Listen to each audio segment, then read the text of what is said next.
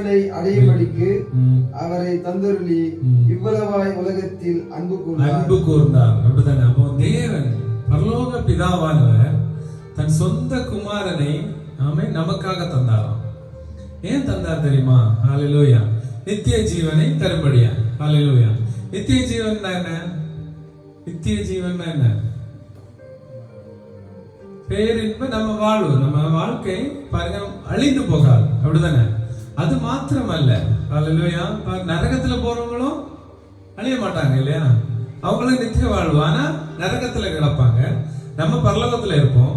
நித்திய ஜீவனுக்கு பேர் என்னன்னா ஆண்டவராக இயேசு கிறிஸ்துவோடு கூட வாழுவோம். ஆமென்.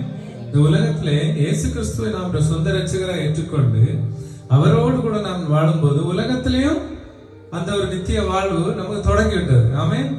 ஆண்டவர் இயேசு கிறிஸ்துவோடு கூட வாழ்ந்தா. ஆமென்.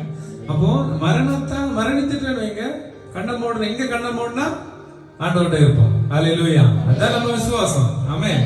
அவருக்காக கெட்டு போக மாட்டீங்க. ஆமென். ஆண்டவர் இயேசு கிறிஸ்துவை பின்பற்றுகிறவர்கள், அவரை விசுவாசிக்கிறவர்கள், அதான் சொல்லி இருக்கிறாரு, தன்னுடைய ஒரே பேரான குமாரனை தந்தவர் யாரு கெட்டு போக மாட்டாங்க. ஆமென்.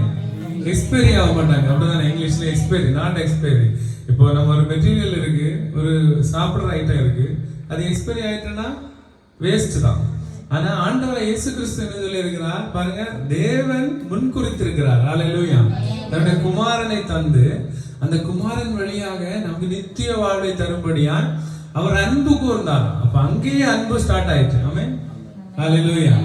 எங்கே? அப்போ ஆண்டவர் நம்ம சுருக்கமா சொல்ல போனா பாருங்க, ஆதாம் ஏவாளை பிதாமனை உருவாக்கி அவர்களோடு வாசம் பண்ண வேண்டும் என்றுதான் அவருடைய திட்டமா இருந்தது. ஆனா சாத்தான் அவர்களை வஞ்சித்து பாருங்க மோசம் போக்கிதான் அவர்கள் அந்த ஹல்லேலூயா மகிமை இழந்து விட்டார்கள். அப்படிதானே?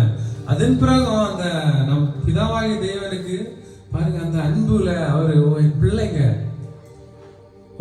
திரும்பவும் ஜெனரேஷன் உண்டு பண்ணி நோவாவின் காலத்துல பார்த்தா அதோட பயங்கரமான போராட்டங்களை உண்டு பண்ணி பாருங்க அவங்க தேவனை மனஸ்தாபப்படுத்தினார்கள். அப்படிதானே? ஆண்டவருக்கு பிரியமில்லாத தவறுகளை பாவங்களை செய்ததுனால ஆண்டவர் எல்லாரையும் நிக்கிரகம் பண்ணி விட்டார். அதுல நோவா அவருடைய குடும்பம் பாருங்க தப்பித்து கொண்டு அவருக்கு ஆண்டவருடைய கண்களில் தயவு கிடைத்தது.